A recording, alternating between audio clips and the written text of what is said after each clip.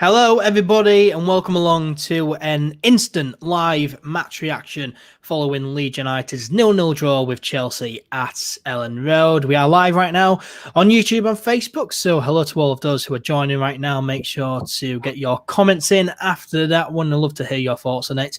Also, give it a like, share, and subscribe as well. I'm, of course, Ed McIntyre, and joining me remotely, of course, is from the Leeds TV's Bremner Square podcast. It is Max Hunter. Max, hello, mate. Hello, good afternoon. How are you? I'd imagine you're quite upbeat after that. Yeah, I am. I mean, I'm a bit tired, but that's just life. Nothing to do with football. Yeah, absolutely. I mean, so a 0-0 draw today, Max, but feeling after that is quite upbeat because it's a good solid point, isn't it? Yeah, I mean, we've come away with it. We've come away with it feeling a bit perhaps unlucky that we didn't get a goal, because we did have two clear-cut chances rather than, I mean, me and you were talking before thinking, Chelsea could get 2 or 3 here and we might not get one. But yeah, it's better to come away thinking we could have done more rather than we've just sat there for an hour and a half and just got away with it. Yeah, absolutely. It's I think quite a lot of people went into the game thinking, Chelsea, all the attacking players like Timo Werner, Ziyech, Giroud, Werner and Giroud won the bench today. They didn't have a recognised striker starting, but you're thinking with all the attacking threat, they're going to go and score a handful. But yeah, to come away with a 0-0, boring on paper, but I mean, it wasn't a boring game, was it, Max? There was chances for both teams, and as you say, we could have come away, from the game with all 3 points. Yeah, I mean, you mentioned there about Giroud and Werner being on the bench. I think Chelsea did. I think if Leeds were going to come away with something, it had to be Chelsea had to play into Leeds' hands, and they did tactically by not choosing like a big physical presence like Giroud, because last time Giroud, he really enjoyed himself just before Christmas, I think it was. Definitely in December. And then, yeah, like you said, Havertz didn't really know what he's doing. We had to catch them on a bad day. Both teams had a bad day. They got to the final third well, and then just didn't really know how to put the ball in the net. They had a few shots, put them straight at Meslier. He was strong and well enough to put them. To be fair, I think we had more of the Chelsea. I haven't seen the stats, but I can't remember.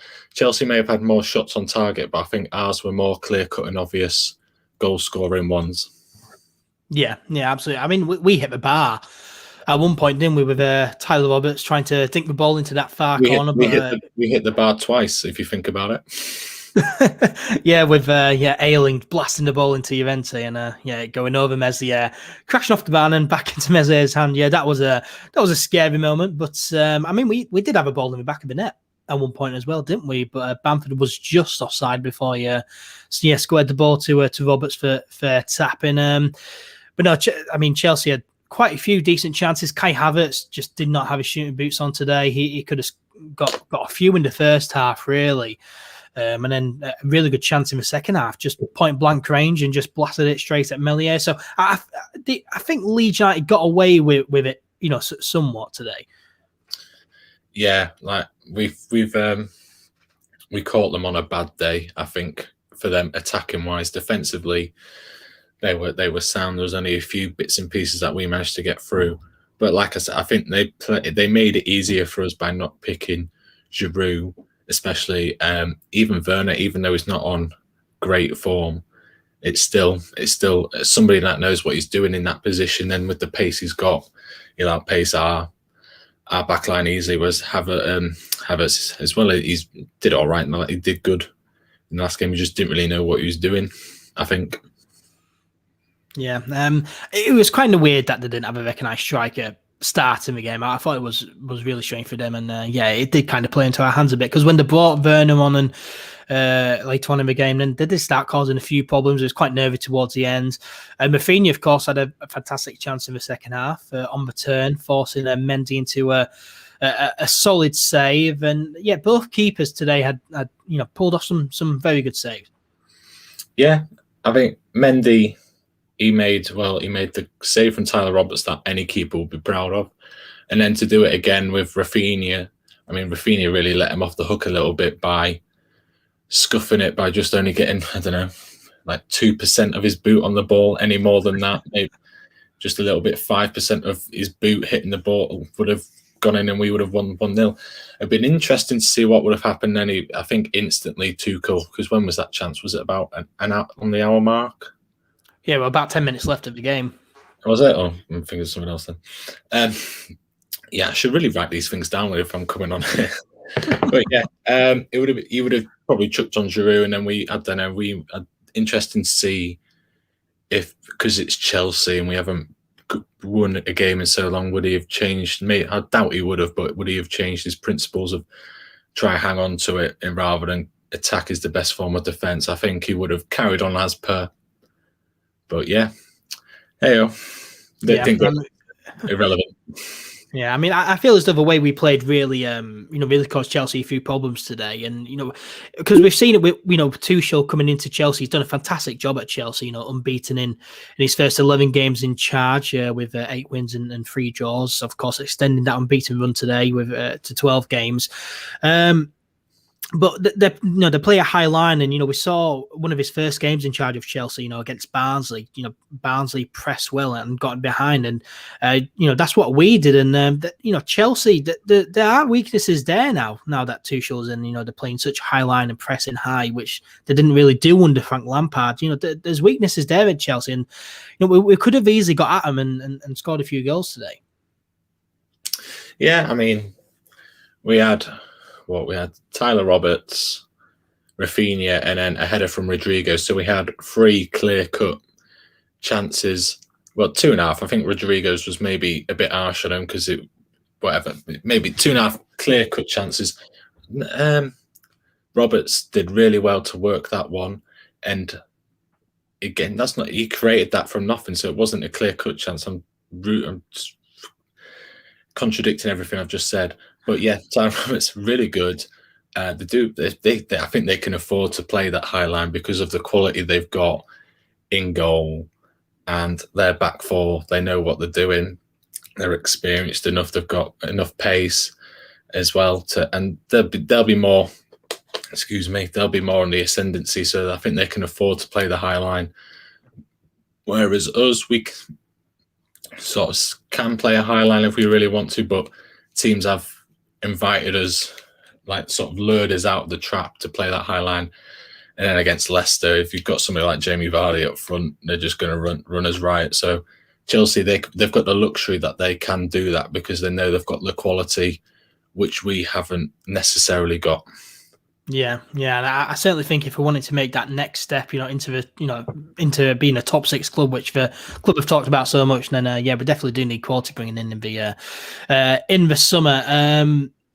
But no, it was a solid display from Leeds United. Of course, 0-0, but it's weird, isn't it? You go into games thinking it's going to be high scoring, and then it's goalless. We would have taken it. We would have taken it beforehand. Yeah, absolutely. Was a point a fair result, do you think? Yeah, I think so. Chelsea didn't. It wasn't like Chelsea were hammering down the door to try and get this goal, and we've come away with something by Meslier playing a blinder. You didn't really have.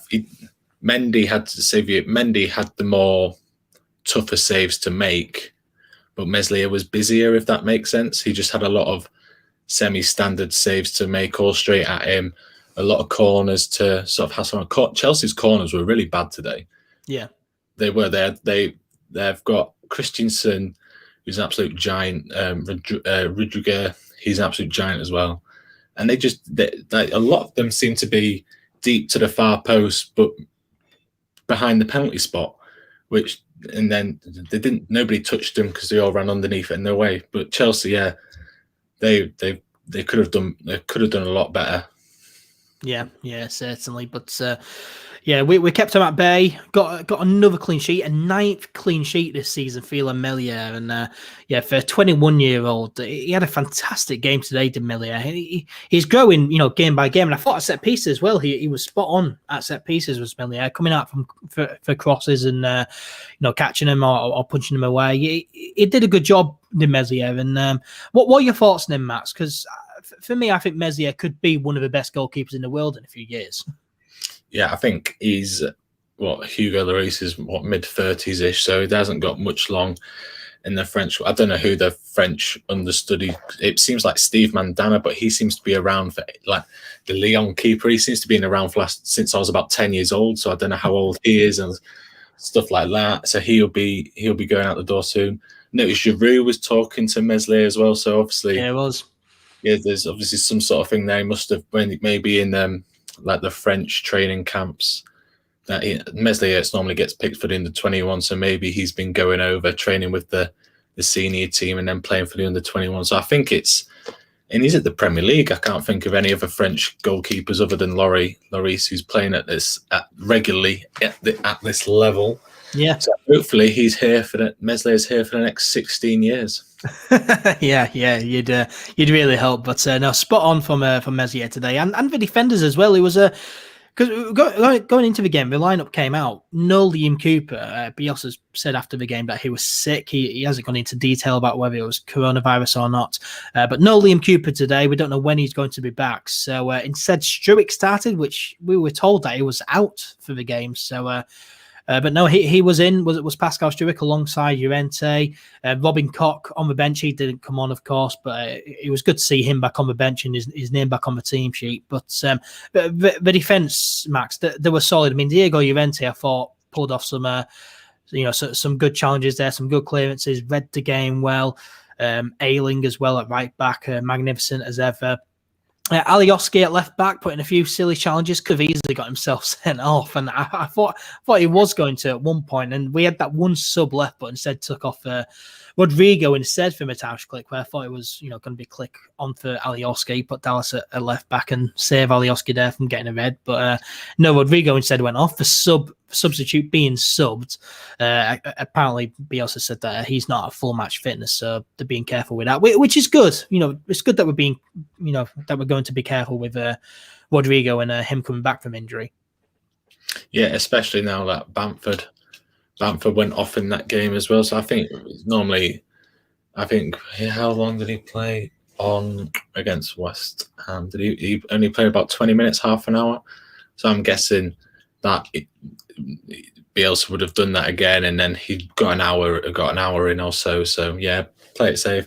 But I think with the defense, I think the defense is pretty much set for next season. Now the only position we really need to worry about is getting a first choice left back in. I think right back Ayling, he's made it his own. Don't need to get another one in. Berardi's back, Cox, like you said, Llorente, Cooper, Struijk. That's centres. We've got enough centre halves to deal with. If Berardi wants to leave, I don't think he would yet. I think he might like to have another season potentially. I'm not sure. Haven't heard anybody say anything about it. So that means there's no news on it. So I think I like him to stay just because he just sort of gives that cover. He can also play at fullback as well.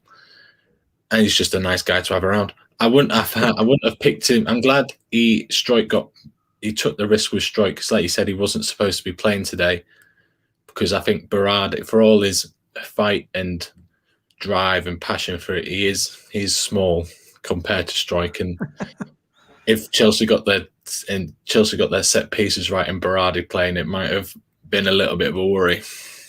Yeah, certainly. But no, I'm glad that Bielsa took a chance on Struijk, because I've been really enjoying Struijk's performances recently. I was gutted that he was left out of the West Ham game, really.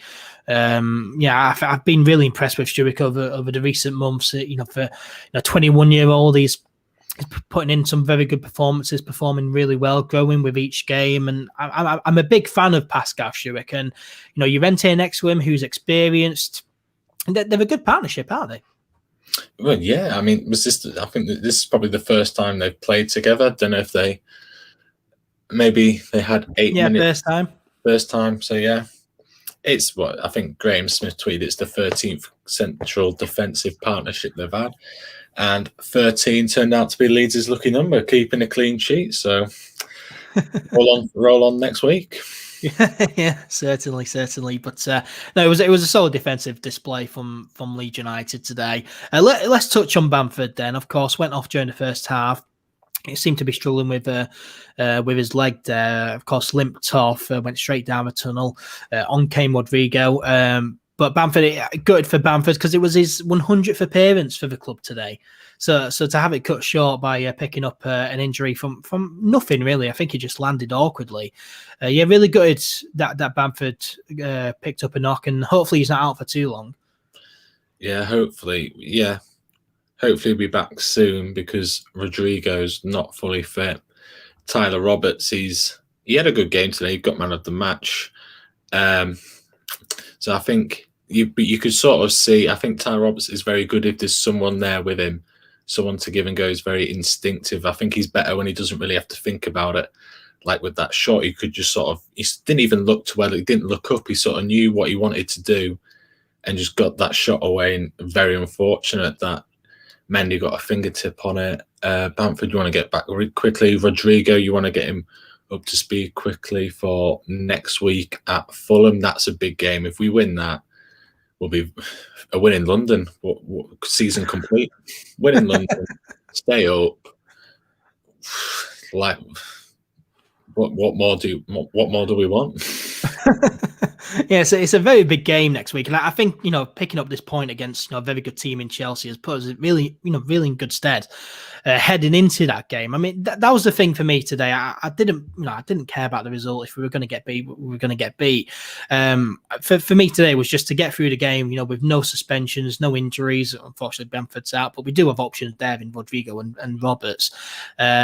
But just to get through the game, hopefully pick up something. We've picked up a point, and now we can focus on what is a massive game next Friday away at Craven Cottage against Fulham, because we're just 10 points above them now. If Fulham win later on tonight against Manchester City, which they probably won't, but if they do, then they go 7 points behind us. And a few weeks ago, it looked like we were out of sight of Fulham, really. So it's a massive game on Friday now, isn't it? Well, we're not going to get dragged in. We're fine. We're all right. We've already got, somebody said that we've got enough points of staying up from the last 4 seasons, and this season doesn't seem to be any different. The bottom 3 aren't especially good this year. If anything, they're especially bad this year with West Brom, Sheffield. It's obviously it's going to be Fulham, Brighton and Newcastle.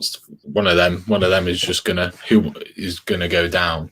Burnley, they'll be fine. Us, we'll just keep on plugging along. We'll get to 40 points soon, and we'll be safe. We're not going to get relegated. We're not going to get dragged into anything, because that would mean, yes, Fulham are now 10 points behind us, but it means they have to go win 4 games to overtake us, and we're not going to lose the next 9, 10 games. We're going to get points somewhere. So, yeah, we'll be fine. Yeah. I think it's just me, just being a typical Leeds fan, really, just worrying about everything, really. Man United Herbert in the comments, Man United fan always watches the streams, says, hello, lads, Leeds will stay up for sure. Can't stand them, but like Bielsa. Yeah. I think a lot of people do like Bielsa. Yeah, weird having a Manchester United fan liking a Leeds United manager. You guys don't need to win versus top 6 because you'll slap the lower half. I mean, hopefully we will, Herbert. Hopefully we will. Yeah, today was a free hit, so it's not hard to like Bielsa, says 8 Balali on YouTube. It's not hard to like Bielsa, such a nice bloke. Yeah. Man United fan there saying we'll stay up, and I do think we'll stay up, but just getting to those 40 points would just relax me a lot more, and I'm sure it'll relax a lot of Leeds fans. Against the top 6, you just treat it like a free hit, like we were talking this morning into my other Leeds fans. Just like, well, we don't expect anything to come from it, and then we get a scrappy 0-0. Hallelujah, perfect. We've come out 1 point more than we expected, so happy days. Yeah, it's another point closer to securing Premier League survival, and a win on Friday against Fulham would certainly be a massive step towards staying up. But no, a very good result today for Leeds United. What are your thoughts going into the Fulham game now on Friday? Apprehension, because it's London. We don't win. We haven't won in London since December 2017. So could we break the London curse on Friday? Could we get that win? No, I don't think so. I think I'll be surprised. I'll love it if we did, but it's just I don't know. I don't know. It's like we should. If it was any other team, like if it was like Birmingham City, for example, we're like, yeah, we'll absolutely dick them. They're in a relegation spot, but because it's London, because it's a London team, and to be fair to Fulham, they've turned it around and put some good results together. So yeah, well, we should have beat them last season in the Championship, where they got a soft penalty when Liam Cooper, breathed on. He just breathed, and the Fulham player seemed to fall over. Was it that season or the season before? I can't remember. Yeah, it was last season. Yeah. So the curse should only be a year old instead of 3 years old. Yeah, certainly. I mean, yeah, the London curse is certainly strong, but I think if we don't win on Friday, then we will never win another game in London, because we're not going to get a better chance to do it than Friday. Unless we get, I don't know. Well, I was about to say Sutton in the FA Cup, but we all know how that went.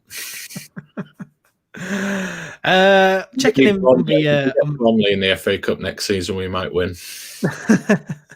Checking in on the comments, Herbert says, unlike Wolves and Sheffield, you guys need to strengthen in the summer. We certainly do. When he goes on to say, please, for Christ's sake, take Dan James next season. Would you take Dan James? Don't want him anymore.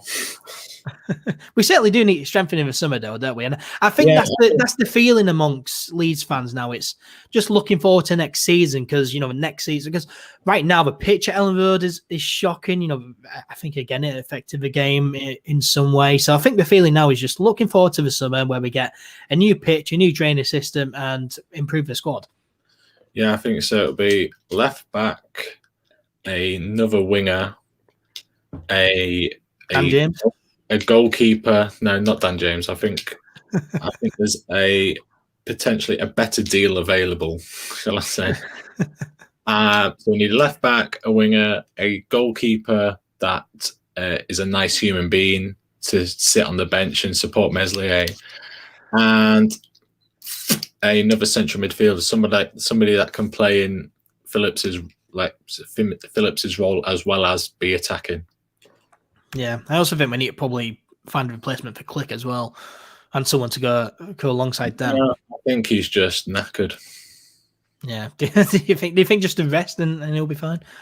Yeah, I don't know if Poland have qualified for the Euros, but a summer off, he'll be all right. Certainly will. But Herbert as well says, to be honest, Max is right. He ain't better than Harrison nor Rafinha. Yeah, Dan James is not better than. He's not even better than Harrison. He definitely won't get ahead of Rafinha, and when Harrison gets back playing to the best that he can, he won't get ahead of Harrison. So why waste all that money? I mean, we wasted it on Helder Costa, but we wouldn't. I think we've learned not to do that again. What was I also about to say? Yeah, Click. He's a character that likes the crowd, doesn't he? You could just tell by his celebrations that when we got promoted, he was egging the crowd on, being a character. Playing in front of an empty stadium, it doesn't suit him. I think once the crowd gets back in, he'll come back to the Click we know. Yeah, that's another exciting thing to look forward to. Crowds being back in, and I do think it will make a difference. I think players do perform for the crowd. But we'll wrap it up there, Max. Thank you very much for joining me. Where can people find you? If you really want to find me, if I've proven myself that this is a man that I want in my life, then you're a very strange human being. But I'll welcome you in with open arms. My Twitter is MaxHunter1803, and you can. Is that when you were born? What? Yeah, that's my birthday, the day after St. Patrick's Day. So I'm just hung over for about 3 days. No, the year. What? No, yeah. I'm older than the game of football. I'm wise and I know everything. Yeah. So Leeds TV, Bremner Squared podcast. That's where I am if you want another Leeds United podcast in your life. And go by what Herbert says. You can find Max in paradise. He looks like Jesus. That's where I live. One-way ticket, mate. You look like the guy you're getting in. But yeah, make sure to follow Max on social media. All the links will be in the video description below. But yeah, thank you for joining me, Max, and thank you to everyone who's joined as well. Hope you've all enjoyed. Make sure to give it a like, share, and subscribe as well, and get all your comments in as well. I'll be replying to all those. But no, a good point for Leeds United today. A goalless draw at Elland Road against Chelsea, but no, a solid point there, and another step in the right direction. But yeah, thank you very much for watching. Until next time, take care, stay healthy, stay safe. And we'll see you soon.